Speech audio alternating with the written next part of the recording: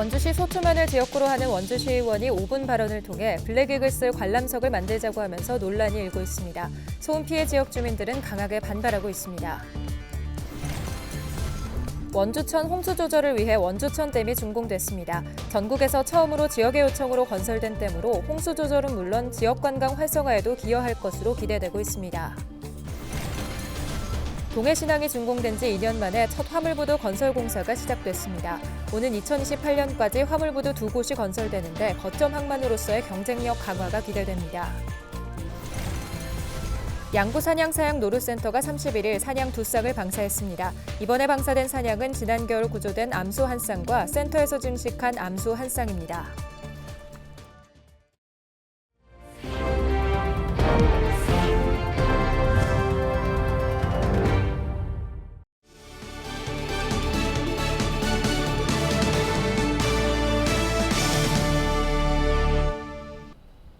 여러분 안녕하십니까? 헬로티비 뉴스입니다. 공군 제8 전투비행단이 있는 원주시 소초면을 지역구로 하는 기초의원이 블랙이글스 관람석을 만들자고 해 논란이 일고 있습니다. 의회 본회의 5분 발언에서 군 전투기 소음에 대한 역발상을 하자며 이 같은 내용을 시정에 제안한 건데요. 소음 피해 지역 주민들은 고통을 체감하지 못한 발언이라며 강하게 반발하고 있습니다. 이다혜 기자입니다. 지난 주말 경남에서 열린 2024 사천 에어쇼입니다. 대한민국 공군의 블랙이글스가 하늘에서 화려한 고개 비행을 펼칩니다. 에어쇼를 보기 위해 많은 관람객들이 비행장을 찾았습니다. 나흘간 열리는 에어쇼의 관람객 수는 10만 명이 훌쩍 넘습니다. 공군 제8 전투비행장이 있는 원주에서도 블랙이글스를 관광자원화하자는 의견이 나왔습니다. 원주시 의회 원용대 의원은 지난 18일 열린 제253회 제2차 본회의에서 5분 자유 발언을 통해 블랙이글스가 비행하는 모습을 자유롭게 관람할 수 있는 야외 관람석을 설치한다면 남녀노소 누구나 구경할 수 있다며 원주 비행장 이착륙장 코스와 블랙이글스 비행훈련 동선을 고려해 소초면 장양리 상수원 보호구역 섬강 일대를 대상지로 추천했습니다. 외지인 사이에서는 블랙이글스 관람을 위해서라면 까다로운 부대 출입 신청을 감수하면서도 부대로 출입하려고 합니다. 이를 바탕으로 비행 소음이 비행 멜로디로 들릴 수 있도록 발상의 전환이 필요한 것입니다. 그러나 군 비행장 주변 지역에선 비판의 목소리가 나옵니다. 특히 관람석 설치 대상지로 지목된 소초면 장양리 주민들은 군 소음으로 일상생활조차 힘든 주민의 고통을 고려하지 않은 발언이라고 반발했습니다. 전화를 못 받아. 텔레비전도 하나 틀어도 들리지도 않아. 아까 그대로 좀 비행기 떴다가 말았는데 이걸 관광화한다. 자기들이 앞서서 말릴 사람이 그런 제안을 했다는 것은 도저히 있을 수 없는 얘기예요. 또 다른 소음 피해 지역인 소초면 둔둔리와 호저면 고산리 등에서도 반대 목소리가 나오고 있습니다. 일부 주민들은 공군 참모총장이 국회 국정감사에서 주둔기지 이전을 검토하고 있다고 밝힌 상황에서 시의원의 이 같은 발언은 주민 뜻과 배치된다며 비판하고 있습니다. 그러자 원용대 의원은 헬로티비 뉴스와의 전화통화에서 시정에 새로운 아이디어를 제안하는 차원이었다며 이후 수기 과정이 필요하다고 말했습니다. 주민 반대에 대해선 소음을 더 일으켜 주민에게 고통을 주려는 취지는 아니라고 해명했습니다. 국방의 자랑인 블랙이글스를 소음이라는 갈등의 잣대로만 바라보는 현실이 안타깝다는 원 의원과 블랙이글스 소음 피해 해소를 위해 누구보다 앞장서야 할 시의원의 무책임한 발언이라는 주민들의 입장이 엇갈리는 상황. 단순 아이디어 제안 차원이었다고 해도 피해 지역 주민들의 반발이 큰 만큼 원 의원의 발언을 둘러싼 논란은 당분간 이어질 전망입니다. 헬로티비 뉴스 이다혜입니다. 원주천의 홍수 조절을 위한 원주천댐이 준공식을 갖고 본격 운영에 들어갔습니다. 원주천댐은 우리나라에서는 처음으로 지역에서 댐 건설을 건의해 조성된 댐으로 그 의미를 더하고 있는데요. 작은 비에도 크고 작은 물난리를 겪었던 원주천의 홍수 조절에 크게 기여할 수 있을 것으로 기대하고 있습니다. 박건상 기자의 보도입니다. 회색빛 콘크리트 담을 넘어 푸른 물결이 넘실댑니다. 내빈들이 일제히 버튼을 누르자 댐 위에서 형형색색의 폭죽이 하늘로 치솟습니다. 원주천의 홍수 조절을 위해 조성된 원주천댐이 준공식을 갖고 본격적인 운영에 들어갔습니다. 이곳 원주천댐은 지난 2014년부터 지자체인 원주시가 필요성을 느끼고 정부의 건의에 조성된 전국 최초의 지역 건의형 홍수조절댐입니다. 원주천댐은 원주시 판부면 신촌리 833번지 일대에 높이 46.5m, 길이 210m, 총 저수용량 180만 톤 규모로 건립된 콘크리트 중력식 댐으로 사업비 906억 원이 투입됐습니다. 댐 건설 당시 일부 주민들의 반발도 있었지만 원만한 협의를 통해 댐은 순조롭게 건설됐습니다. 환경부도 가뭄과 홍수 조절을 통한 주민 안전에 크게 기여할 수 있을 것으로 기대하고 있습니다. 1996년, 2002년, 2008년에 원주천이 범람해서 홍수 피해를 입고 한 5명 정도의 아까운 희생이 있었습니다.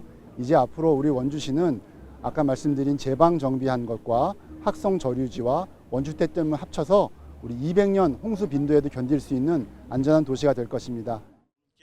원주천댐은 가뭄과 홍수 조절의 역할만 하는 것이 아닙니다. 댐 하류에는 친수 공간이 마련되면서 원주의 기존 관광자원과 연계할 수 있다는 게 원주시의 생각입니다.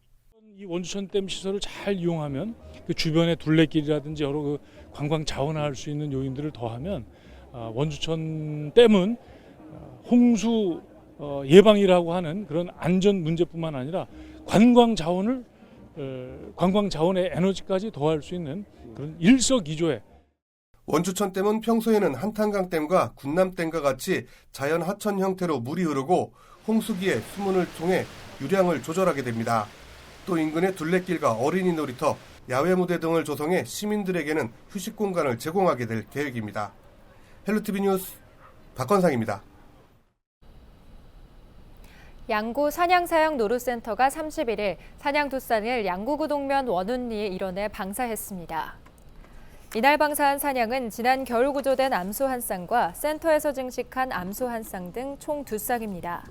센터는 방사 후에도 위치 추적 발신기를 통해 생태 특성을 분석하고 지속적인 모니터링을 실시할 예정입니다. 동해신항이 준공된 지 2년 만에 첫 화물부두 건설 공사가 시작됐습니다. 오는 2028년까지 화물부두 2곳이 건설되는데요. 하지만 동해안이 환동의 거점 항만으로 도약하기 위해서는 풀어야 할 과제도 적지 않다고 합니다. 보도에 최성식 기자입니다. 동해안 바다 위에 신항이 거대한 모습을 드러냅니다. 길이가 무려 2.7km에 달하는 콘크리트 구조물인데 가장 먼 쪽은 육지에서 1km나 떨어져 있습니다. 이런 동해신항이 준공된 지 2년 만에 첫 화물부두 건설 공사가 시작됐습니다. 저는 지금 동해신항에 나와 있는데요. 제 뒤로 보이는 항구 내 기타광석부두와 자파부두가 한 선석씩 건설될 예정입니다.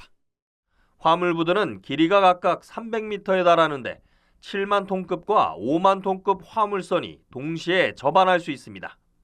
여기에 석탄 전용 부두인 1번 부두도 올 연말 실시 설계를 마치고 기획재정부 총사업비 협의를 거쳐 내년 하반기 착공할 예정입니다. 화물부두 건설을 통해서 석탄, 기타 황석 등 산업 원자재를 원활하게 수출입을 활성화하고 이를 기반으로 해서 지역 경제 활성화에 기여할 것으로 현재 기대를 하고 있습니다.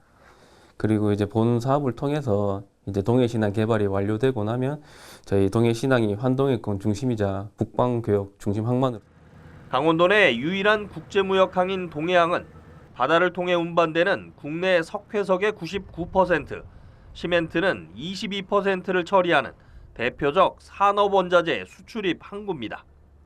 하지만 접안 시설이 부족하다 보니 화물선이 바다 위에 12시간 이상 머무는 이른바 채선율이 국내에서 가장 높을 정도로 열악합니다.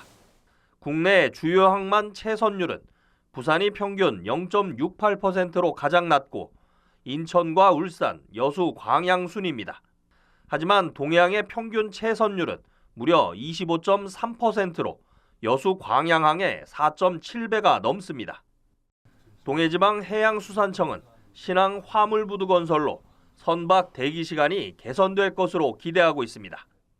전문가들도 북극 항로가 상용화되고 북방교역이 확대될 경우 동해항의 경쟁력이 높아질 것으로 전망합니다.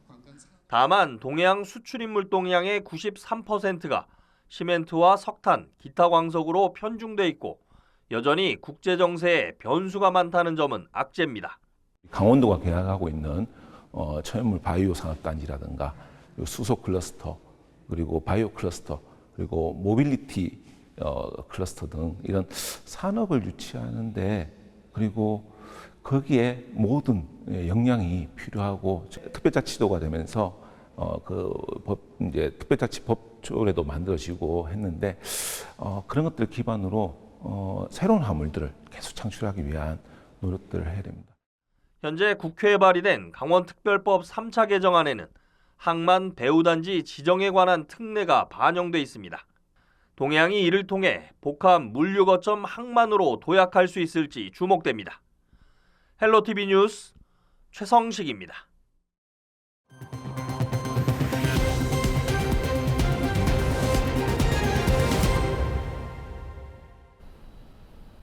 색다른 공연예술축제인 2024 강릉 페스티벌이 1일 개막해 3일까지 펼쳐집니다. 강릉 관광 브랜드 공연의 하나로 마련된 이번 행사는 강릉은 극장이다를 주제로 모두 3가지 공연을 선보입니다. 강릉 아트센터 사임당홀에서는 강릉 커피 문화를 소재로 한 미디어 퍼포먼스 로스팅 드림즈가, 소공연장에서는 강릉 사천하평 답교놀이를 배경으로 한 뮤지컬 리매치가 각각 공연됩니다. 또 강릉 꿈꾸는 사임당 예술터에서는 관람객이 직접 공연에 참여하는 연극 태양의 발견을 선보일 예정입니다. 삼척시와 강원개발공사가 삼척도계 강원형 공공임대주택 건립 사업을 추진합니다. 도계 강원형 공공임대주택은 도계읍 도계리 206번지 일대에 국도비 등 354억 원을 투입해 120가구 규모로 오는 2026년 12월까지 건립될 예정입니다. 삼척시와 강원개발공사는 공공임대주택 건립을 위한 업무 협약을 체결하고 본격적인 사업 추진에 나설 방침입니다. 강원특별자치도가 강릉, 철원, 양구, 인제 등 4개 지역을 농촌 활력 촉진지구로 지정했습니다. 총 사업 부지는 143헥타르로 이 중 지구 내 농촌진흥지역 61헥타르가 해제됩니다. 농촌 활력 촉진지구는 농업진흥지역 규제로 개발이 불가했던 지역을 개발할 수 있도록 한 지구입니다.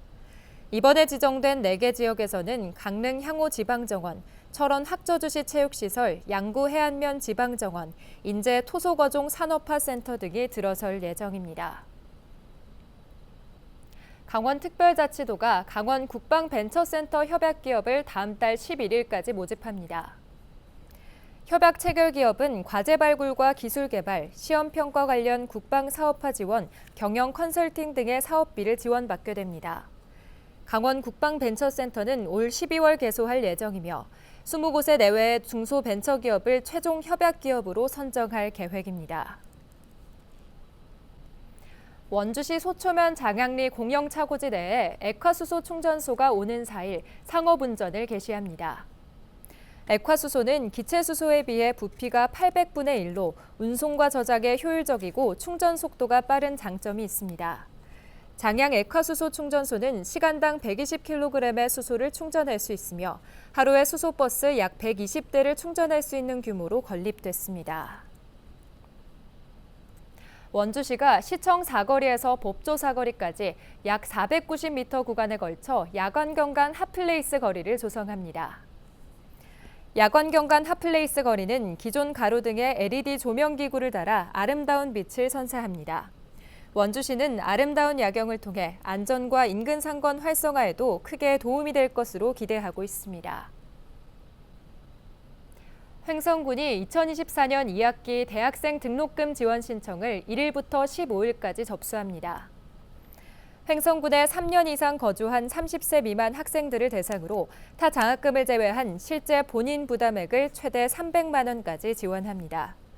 횡성군은 지난 2021년부터 735명에게 14억 8천만 원의 장학금을 지원했습니다. 저희가 준비한 소식은 여기까지입니다. 시청해주신 여러분 고맙습니다.